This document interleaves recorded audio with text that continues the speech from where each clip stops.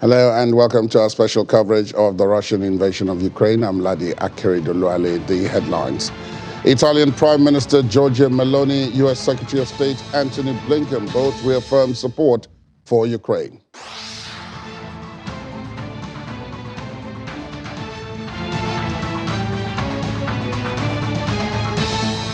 Hospital in Kherson is hit by Russian shelling as civilians flee the city after Russian attacks intensify.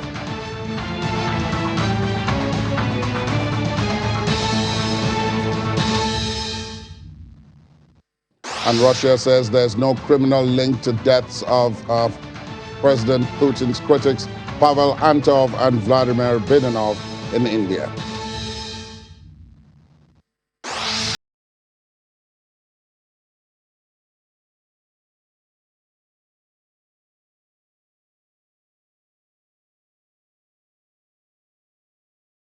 President Volodymyr Zelensky says Italian Prime Minister Giorgia Meloni has reaffirmed her government's support for his country. Ms. Meloni, who took office in October of this year, has been a firm supporter of Kiev, despite friction on the issue within her rightist ruling coalition and divided public opinion. Mr. Zelensky said that during a call with the Italian Prime Minister, where he thanked Ms. Meloni for aid already received and described her counterpart as acting in unison. Ms. Meloni's office earlier said the Italian government had renewed its full support for Kiev in the political, military, economic, and humanitarian fields to repair energy infrastructure and to work for the future reconstruction of Ukraine. Говорив сьогодні з прем'єр-міністром Італії, подякував за вже надану і за нову підтримку. I spoke today with Italy's Prime Minister and thanked her for aid already received and new support. Mrs. Meloni announced that the supply of air defense systems is being discussed at the moment. We're acting in unison, and I believe that Italian support will allow us to strengthen the defense of our skies. Of course, we also discussed our diplomatic plans for the coming months, as well as the threats expected this winter, which I'm sure we will overcome together. We continue to prepare our security and defense forces for the next year. This must be a decisive year. We understated the risks that are there in the winter. We understand what we have to do in the spring, and hence we understand what results the security and defense sector has to achieve as a whole.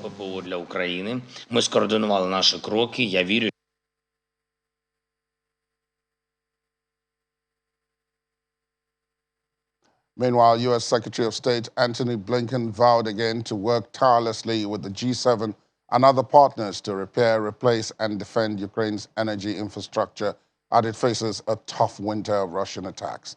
But that effort will not come without challenges. An initial tranche of U.S. electrical equipment, which a U.S. official says included big items like circuit breakers, relays, disconnectors, and others, arrived in Ukraine more than a week ago, part of a multi-million-dollar pledge by the Biden administration to help support Ukraine's electrical system.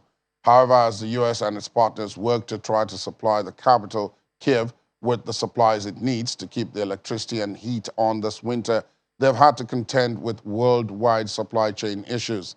There is a global effort to try to deal with this, the official explained, and the U.S. is working with the private sector to try to narrow the gap in equipment. But with the existing supply chain issues, there's not as much extra supply. And civilians are fleeing Kherson as Russian attacks intensify in the city. For 13-year-old Nika Selivanova, it's goodbye to her best friend, Ina, who was pressed up against the glass partition that divided the entrance hall of Kherson's train station from the waiting area. The girls don't know when they might see each other again. Nika's family was leaving Kherson, not sure of where they would end up eventually, but for now they were heading to the western city of Kremlinski, hoping they would get some help there. The past few days in Kherson had simply been too much for Nika's mother, Elena. Elena and her 3 daughters are among more than 4,000 people who have left Kherson since Christmas Day after a sharp increase in the intensity of the bombardment of the city by the Russian military. Anila left by train in an evacuation facilitated by the Ukrainian government. Meanwhile, a hospital maternity ward in the southern Ukrainian city was hit by Russian shelling, and that's according to Krylo Timoshenko, deputy head of the Office of the President of Ukraine. Mr. Timoshenko said via the Telegram messaging platform, quote, "They shelled the place where 2 children were born today. Before the attack, doctors managed to complete, excuse me, complete a cesarean section. There are 5 women in the institution after childbirth. Miraculously, no one was injured. Russian shelling also damaged the civilian infrastructure of the Intensify settlement in the Kherson region and Kherson city. That's according to the General Staff of the Armed Forces of Ukraine via social media, adding that there are casualties among civilians. Meanwhile, the threat of air and missile attacks on critical infrastructure facilities remains on the whole territory of Ukraine. Russia's offensive took place in Bakhmut and Advika directions, trying to improve the tactical situation at the direction of Liman, according to the Ukrainian armed forces. And at least 1 man has been killed and 5 other people injured following Russian shelling in the southern Ukrainian city of Oleshki on the eastern bank of the Dnipro River. Oleshki's mayor Yevgen Rishuk said as a result of shelling of the town of Oleshki by the occupiers, the windows in the high-rise apartment buildings were shattered. Unfortunately, 5 people were wounded and 1 was actually killed. The mayor added that aside from a high-rise building, kiosks in the town's market were damaged by the shelling. And the Russian embassy says the police have not found any criminal link to the deaths of 2 citizens in India's Rayagada district of Odisha.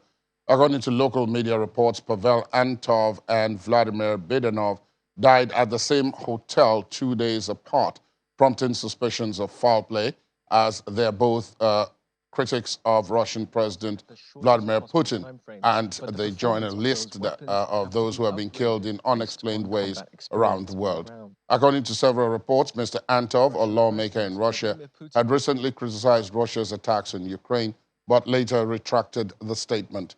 He died after falling from the 3rd floor of his hotel on Christmas Day, while Mr. Bidanov was found unconscious in his room with empty wine bottles around him in the same hotel on December the 22nd. Indian police have also suspected that Mr. Antov's death was as a result of depression after his friend, Mr. Bidanov, had died. Let's take a look at all these happenings and talk to our security expert joining us from the British capital, London, Chidi Wanu. Good morning to you, Chidi, and compliments of the season. Hi, good morning. Merry Christmas to you. Indeed. Let's kick this off from why is Kherson so important? Why do you think Kherson and Bakhmut are being bombarded almost relentlessly by the Russians?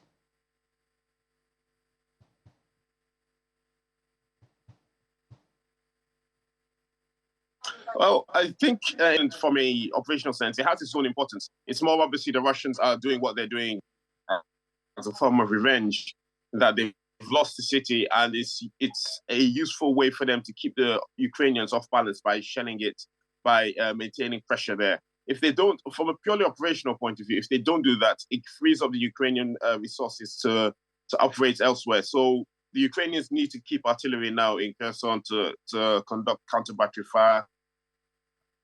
They need to keep troops there, but also by destroying the political side as well as the military side, to look after the civilians. Bakhmut is a slightly different case. It has operational significance. It does control or has an element of control of the logistics moving into Donbass and Luhansk. So it does have a good operational significance, but the amount of effort the Russians have put in for almost 5 months is completely out of proportion of what utility you'll get out of it. So it's become a prestige battle. I mean, if we go back to the First World War, I mean, an example that's used is Verdun, where the Germans chose to attack the French in Verdun in order to force them to fight, in order to inflict casualties that will weaken their line and allow them to attack elsewhere.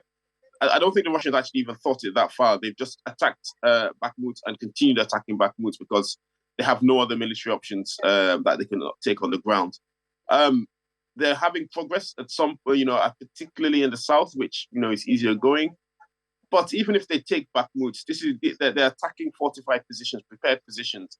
The casualties that they're taking are quite high, and even if they take Bakhmut, it will inconvenience the Ukrainians. But there's another defense line behind that, and another behind that. So it is a fairly pointless battle, purely from the operational side. But it's what it is doing is draining a lot of Russian resources and Ukrainian resources, to be fair. But it gives the Russians something to talk about. But from a purely military point of view, even the Ukrainians losing Bakhmut at this point is not really a net loss for them anymore because they've gained quite a lot of territory. And as I said, the defense lines behind it. So why the Russians are still wasting their forces on it is something only the Russians can answer. The Americans and indeed their allies have continued to try to send both weapons, but now more importantly, electrical equipment to Ukraine to help with the repair of some of the energy infrastructure that Russian missile attacks have destroyed.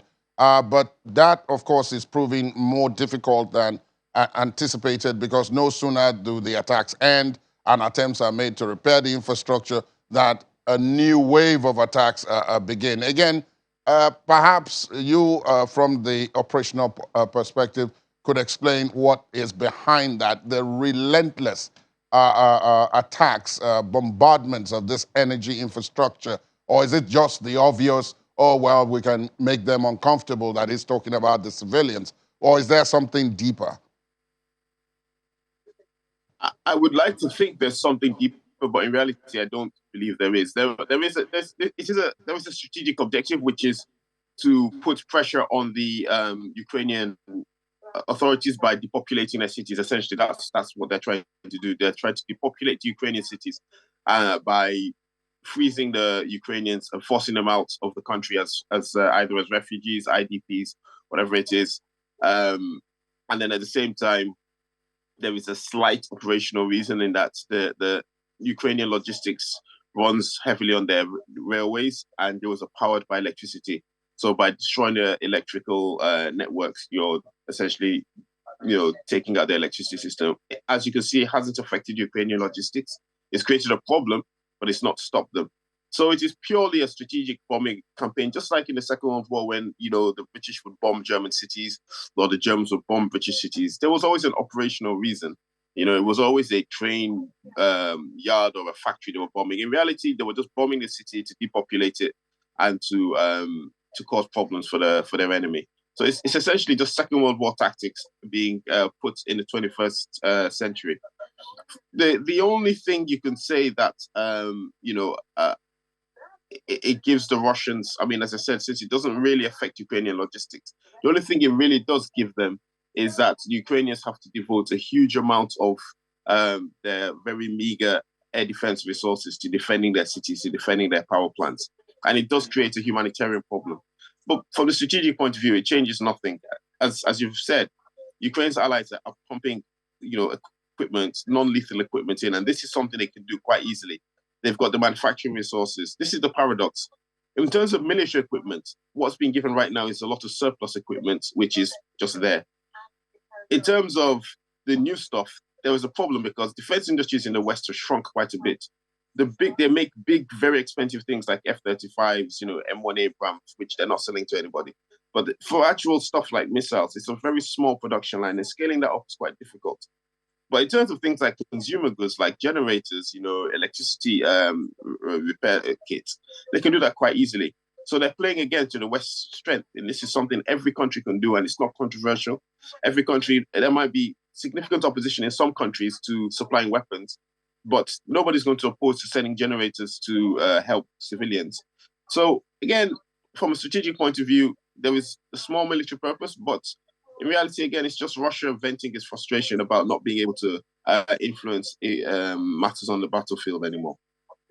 Quite a number of people had pointed to the fact that the Americans were reluctant in the first instance to send the Patriot missile defense system to Ukraine because that is one of the really expensive stuff that you talked about and is of very strategic importance. Very few countries outside of the United States have been supplied that system. I note that Israel is one of the few. that has been supplied the system. Now, the Americans have said they're going to send at least one in the immediate term to Ukraine, and then send a couple of others possibly subsequently.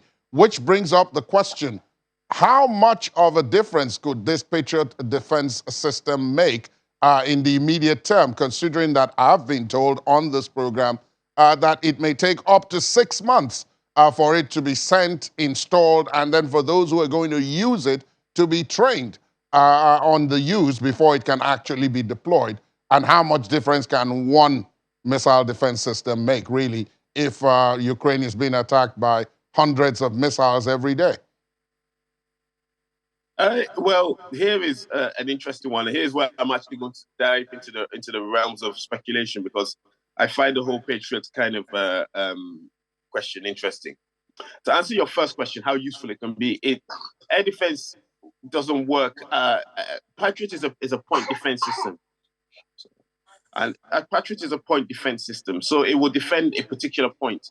What's Ukraine, or what most air defenses work on, is area denial. So you need layers upon layers. You need short range, very short range, medium range, long range, and sometimes extra long range in order to detect and defeat systems. Now, Ukraine has had that kind of a system.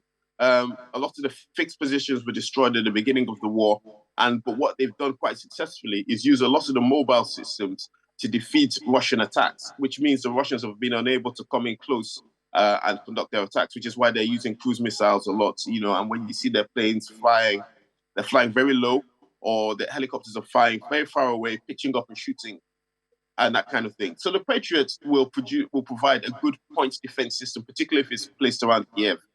Now, to your second question about how long it will take to get into the field, this again is a very important point, and it tells us something about, in my mind, how this war is being fought, particularly in the West. As I've alluded to before, there's a lot of things that are going on that are not announced, that are not talked about. The Patriots, there's two elements to it. To man it, it will take you about 6 weeks if you want to work really quickly, or maybe 6 months to learn how to use it, and then to maintain it, which is another big part. It will take you up to a year and a half. Now we're seeing almost a year into this war, the Americans surprisingly will now say that they're issuing the Patriots, which would tell me that almost at the beginning of this war, they most likely took out some Ukrainians and started training them, because there's no way they could deploy this system without having people to maintain it. And they're not going to be able to deploy Americans into Ukraine. That's just not politically acceptable. So there must be Ukrainians who've been training on this system for almost a year, and they've just delayed the announcement until now. And it's just politically convenient now to say, well, we're not deploying it as an escalation, as it could be termed. We're deploying it in return for the Russians, as a consequence of the Russians' strategic airstrikes against Ukraine. So I believe that the Patriots, the point I'm making is that, as I've alluded to maybe in some of my other discussions, there are lots of things happening in this war that are not obvious. I myself personally have seen things that have not been announced on the news that are happening. For obvious reasons, I can't say what they are, but are happening in Ukraine, but you'll never see it being announced in the news. Even on the TV clips or the YouTube or social media clips, you'll see vehicles, from countries that have never, expressed support for Ukraine. There's certain Turkish vehicles which have never been announced as being sent to Ukraine, but they're there operating. So how is that happening? Where is it coming from? So what it tells you about this war is that whilst there was obviously a lot of things happening, there is a deeper plan going on that somebody somewhere, and when I say somebody, I mean NATO and Ukraine, have sat down and they've thought through this war for this year, next year, and the year following. And they've built out a decisive plan. So what you're most likely going to see is coming, as you said, the Patriots have come in now. I can almost guarantee by next year you'll hear aircraft will be coming into place, some sort of aircraft. Most likely not American aircraft, but some sort of aircraft will be deployed, will be sent to Ukraine. And then more and more weapon systems. This is a long war, and it's been planned as a long war. And I think, unfortunately, what that tells us is that both sides have dug in, and this war will only end when one side is categorically defeated. Okay. Yeah, I can see that one of the young ones has joined you on the program. Actually, she joined you much earlier on, but Given that it's a Christmas season, that is not surprising. I've got one final question before I let you go to be with her on this day, and that is that this war is costing billions, hundreds of billions of dollars. By some estimates, the Americans have spent already well over 50 billion on this war, and there's a provision for another 45, which is going through Congress at the moment. The United Kingdom, where you are, has also spent quite a bit on this war. So one is wondering, at what point is it going to be a question of someone running out of funds for this war, or is it going to be that at the end of the day, when all is said and done, we're going to end up on the negotiating table? I think the probability of people running out of funds for war is remote. There's always money for war. War is business, and business is good. There is always going to be money for war, either from Western taxpayers. If the West, I don't know, Lisa, the West will print more money if they need money. But I think the key issue or the key party that will run out of funds will most likely be Russia. Their economy, as much as they like to say it isn't struggling, it's struggling. It's a resource-based economy, and their main customer, the EU, they're no longer trading with. So it's going to be difficult for them to sustain this war effort for as long as they can. And you're right, they will end up. This war will all wars end up on the negotiating table. The question, as I've always said, is how many more young men are going to die before the old men sitting at their tables realize that it's time to negotiate. Indeed. Chidi Warner, thank you for your time. We'll let you go now to go be with the family on this day. Thank you for your perspective, as always, interesting at this time. Thank you, and have a good day. Happy New Year in advance. Happy New Year to you, too. And after the break, tears in Kiev as mourners say farewell to Ukrainian soldiers killed near Bakhmut. Please stay on with us.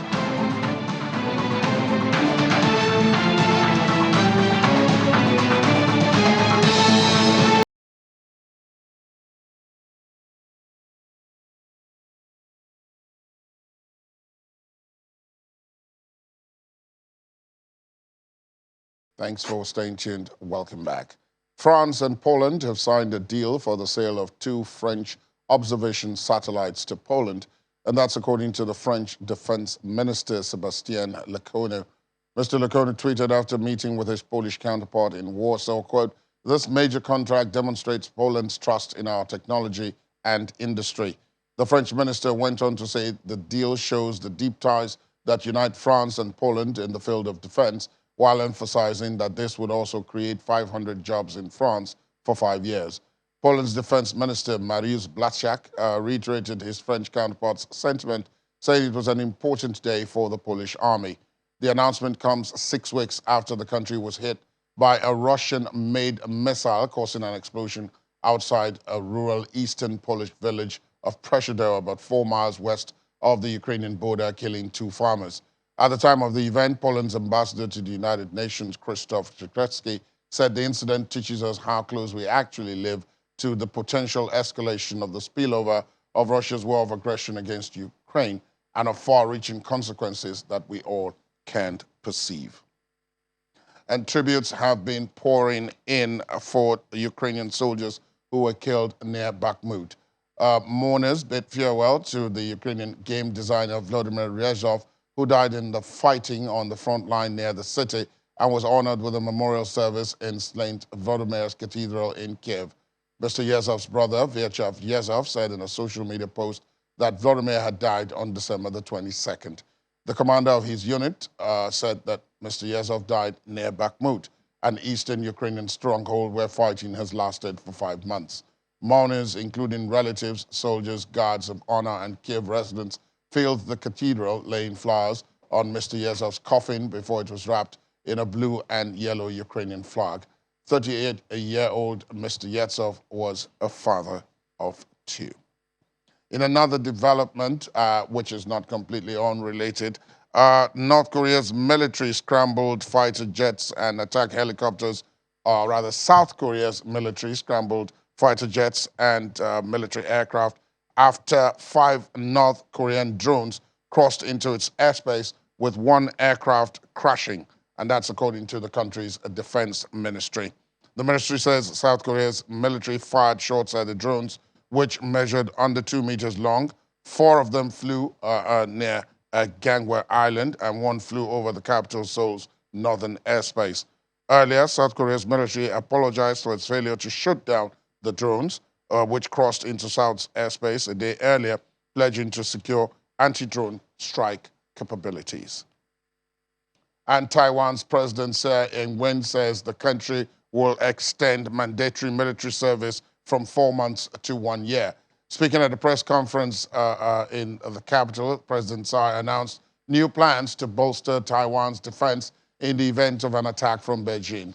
According to her, peace will not drop from the sky, and Taiwan is on the front line of authoritarian expansion.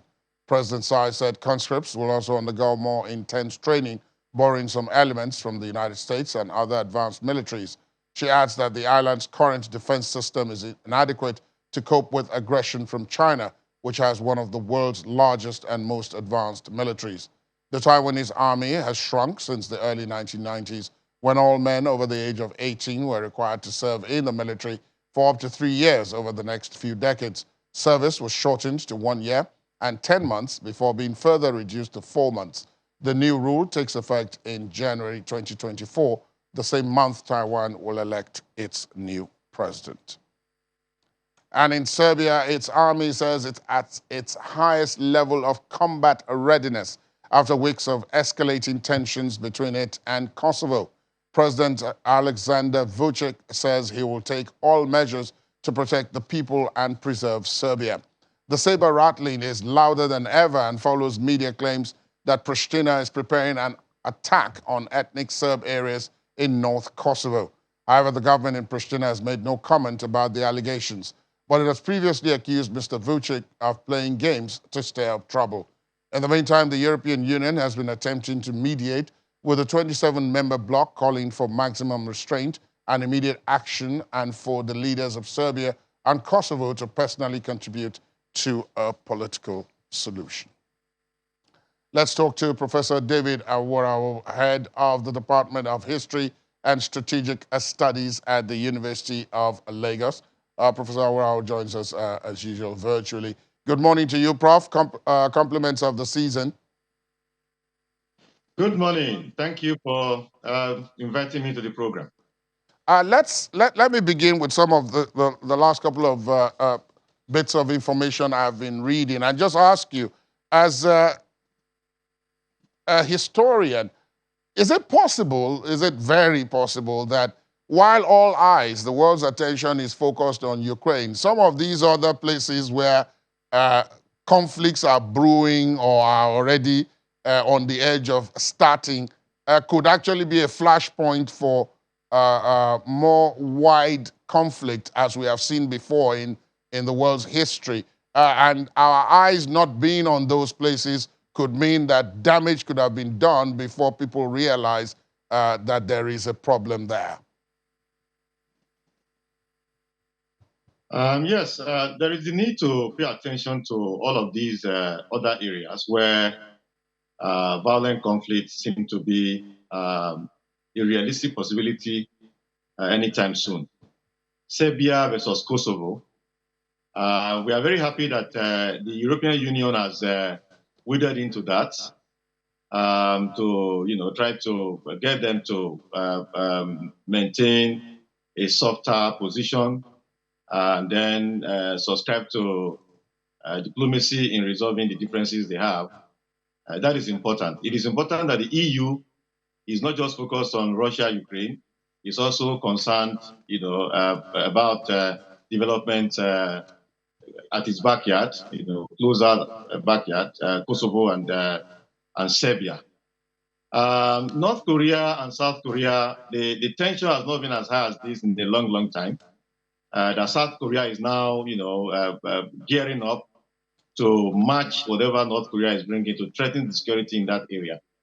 Not enough attention has been paid to that, and one will expect that the United Nations and the other world powers, great powers would pay attention to that, because everybody seems to be focused on what is happening in Europe, and not enough attention is paid to what is happening in Asia there. And then, of course, China and Russia, they are, increasingly getting closer and closer. And that again is, disturbing the global stability. So there is the need to pay attention to all of these areas, such that all attention is not paid to, Russia and Ukraine, and then you have a bigger conflagration, elsewhere. And there is a need for attention to pay to all of this, so that as we enter 2023, greater stability can be maintained in the global system. I like the fact that you referenced that there is a need to pay attention to those places because a bigger conflagration could come from there. But in returning to the war in Ukraine, the war in Ukraine seems to have exacerbated some of these other conflicts. As you pointed out, that the tension has not been quite as high in a more recent history in some of these other places, North and South Korea, Taiwan versus China, and even in India and a couple of other places where you have conflicts or potential for conflict. We do not seem to be making the link, though, between what's happening in Ukraine and what is happening in these other places. We seem to be talking about them in silos. People seem to be doing as if they're not linked in any way and that one is not affecting the other. Is that, again, something that we have seen before in history? Yes. When conflicts like this break out, sometimes the success in some areas will influence some individuals who are not, disposed to peaceful coexistence and global stability to begin aggression. So yes, you are right in your position, that in your perspective, that the war in Ukraine, Russia-Ukraine war, is influencing some other violent conflicts elsewhere. Sometimes directly, sometimes indirectly. Directly in some areas where there are interests, and then steps have been taken to protect those interests, and of course, that is leading to violence. Indirectly, when some leaders who perceive what is happening in Russia and Ukraine to be going a particular direction, and that is influencing them to also take certain positions, in their own actions. For instance, Russia, Taiwan. China, Taiwan. If Russia succeeds, for instance, in Ukraine, some other countries that have a similar situation want to also pursue a similar policy. And that is why the West is very focused on trying to support Ukraine against Russia. They do not want a situation whereby there will be a domino effect, where a success of Russia in Ukraine will encourage other countries, other leaders that think that they could pursue a policy of assertive interventionism to continue in that direction, and that will lead to a dislocation of the global system and global instability all over the place. So you are right in saying that the conflict in Russia and Russia versus Ukraine is influencing some of these other ones, either directly or indirectly. Although the one between North Korea and South Korea, I think that one is happening independently. The crisis has always been there. It's just that for a long time, South Korea has not responded the way it has in the last couple of weeks, and some people are surprised the way South Korea has responded, because before now, South Korea tends to be so pacific, and North Korea has tended to be rascally on account of that. But now South Korea is taking measures to protect itself and also try to even stop North Korea from its aggression. So that one seems to be happening independently of what is happening in Russia and Ukraine. But many of the others are linked to the one in Russia and Ukraine, one way or the other. You also made mention of the United Nations, even as we look at some of these visuals of weapons which the North has been displaying in more recent weeks. And of course, the South is also displaying. As we reference the United Nations, now Japan, of course, is also increasing its own armament. And then I take you back to history, because in the aftermath of the Second World War, Japan was not allowed to have offensive forces As a matter of fact, up till today, the Japanese army is known as the Self-Defense Force, which was part of the pacifism that you talked about in the aftermath of World War II. But in view of everything that is happening, particularly with North Korea firing missiles and what is happening in Ukraine, the Japanese government has moved into offensive mode, and it is now raising its defense budget to acquire maximum capacity to take on particularly the foes that it describes as existential threats to its existence. So again, I'm asking the question, even if the world's attention is focused on Ukraine and the war there,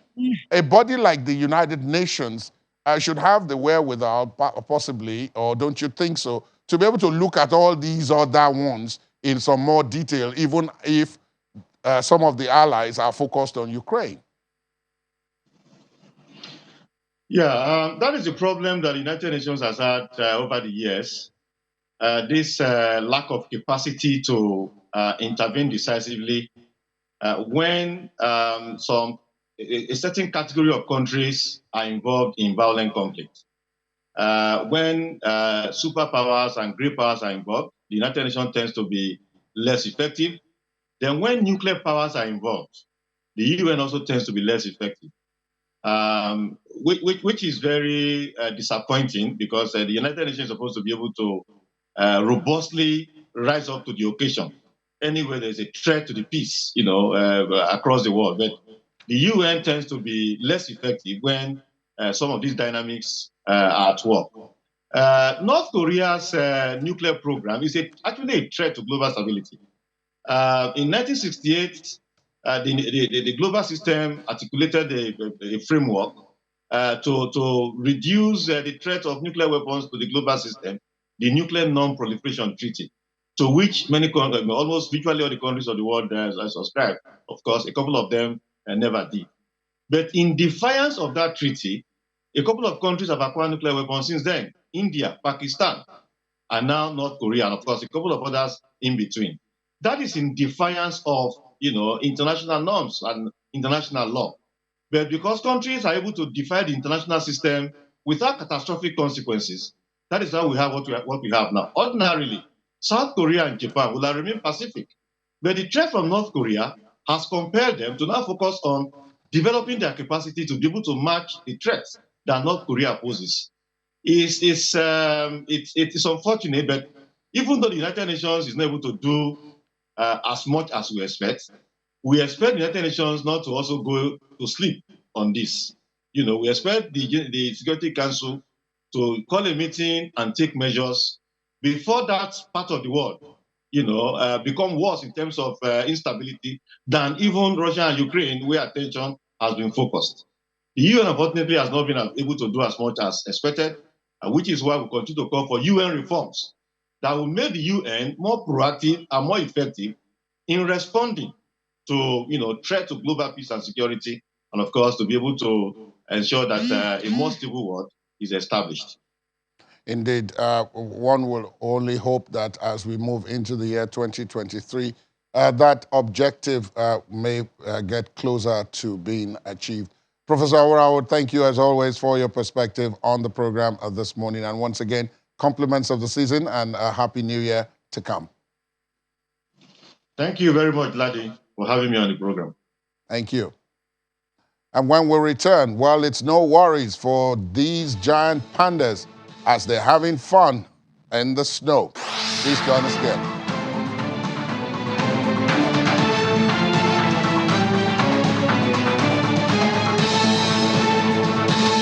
Sorry?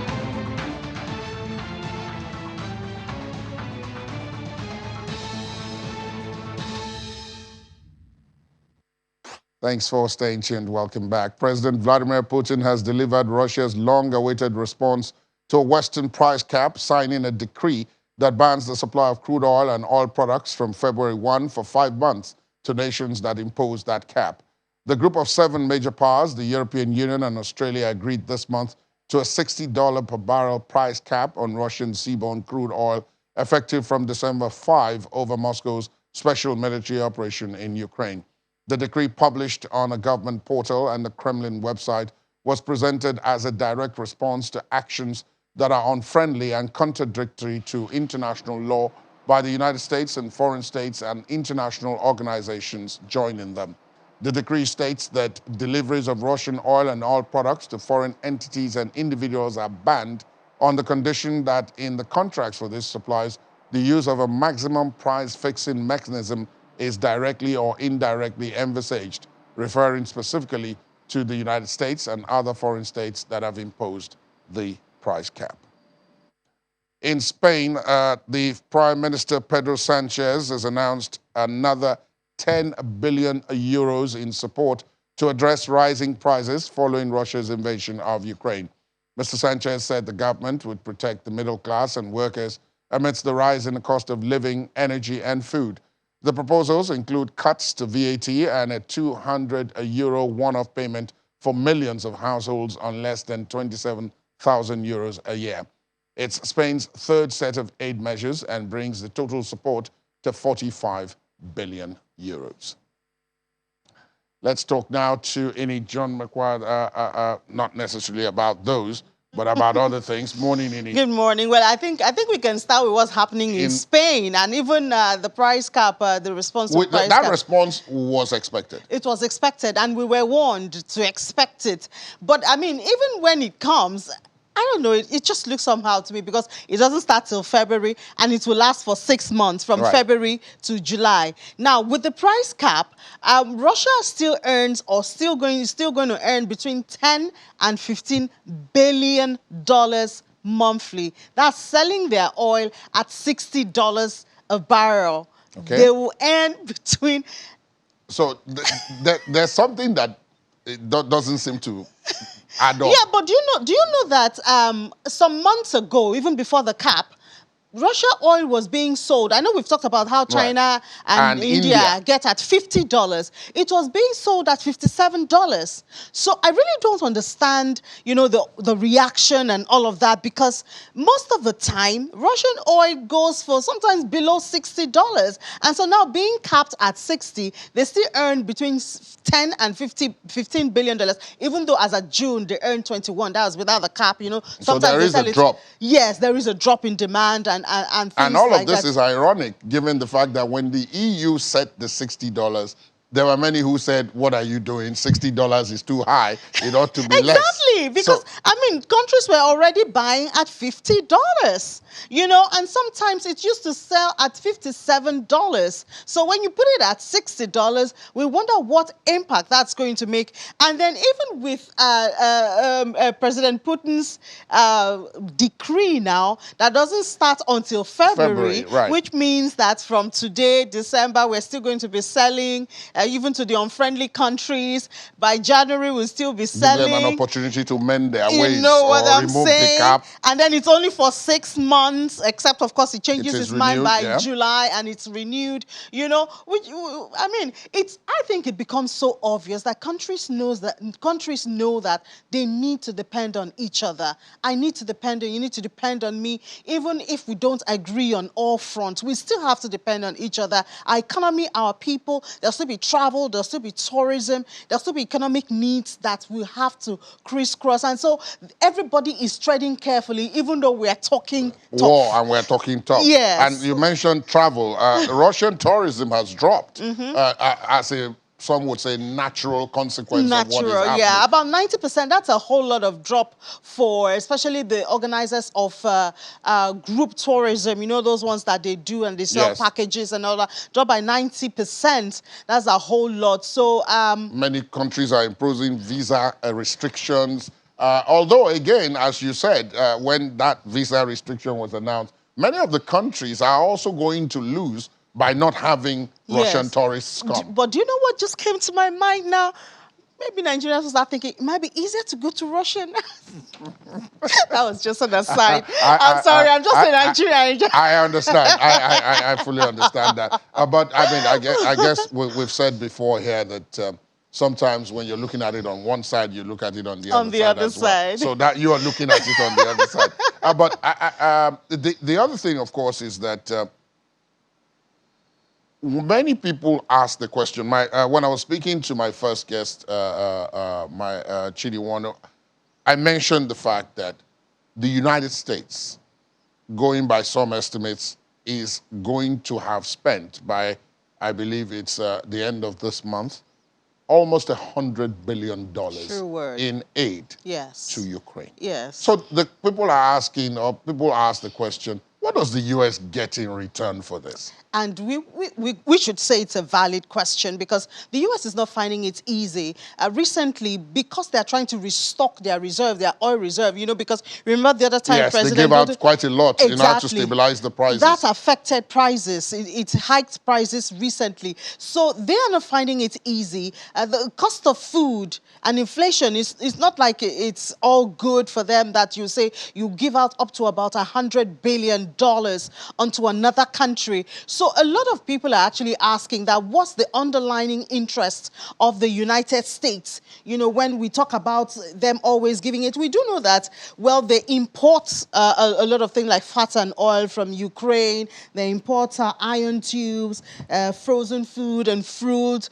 But those seem like just normal trade that they do have. So when they go as much as spending $100 billion, I think that's a conversation that is catching up now. And people are asking, why are you so interested in Ukraine? Why are you spending this much, you know, on Ukraine when you also have your own issues to deal with? You still have your energy cost and inflation to handle, but you are giving this much to another country. What is it? What's the national interest in it? That's a question we'll expect the Americans to come up with answers for in the coming days. But for now, Ini, thank you so much. As always, Ini and her team will be on at about a few minutes from now on Business Morning, and then later on the day on Business Incorporated. Work has resumed, at least for the rest of 2022. So business is back. So we'll be taking a look at some of the analysis. Thank you, Ini. Thank you for having me. Finally, on the program, snow days are exciting, not for everyone, but for giant pandas. It is an exciting time. And in a particular research center in Quinling, the world's only captive brown giant panda lives there, and of course, along with its offspring. Winter is the most active time for these adorable creatures as they're not dreading cold. These pictures come to you from the Kunling Giant Panda Research Center in northwest China's Jiangxi province, where the giant pandas get a lot of pleasure from the snow. They take advantage of the winter wonderland and are found wrestling, rolling around on the ground and sliding down from a slope, or simply lying on their backs in the snow. This one you're looking at on your screen is Kherson. He looks so adorable standing on his hind legs, trying clumsily to reach for a carrot that is hung on a pole. As the weather gets cold, the giant pandas have a better appetite. A grown-up giant panda could consume about 50 kilograms of bamboo a day in winter, according to their keepers. To meet their demand for their favorite food, the center would transport fresh bamboo from southern Jiangxi every winter.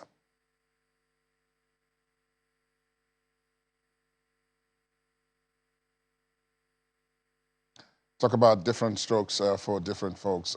Most human beings wouldn't step out into the snow, talk less of rolling around in it. That's where we wrap up our program this morning. Thanks for being with us. My name is Ladi Akari. Do have yourselves a pleasant day ahead. Good morning.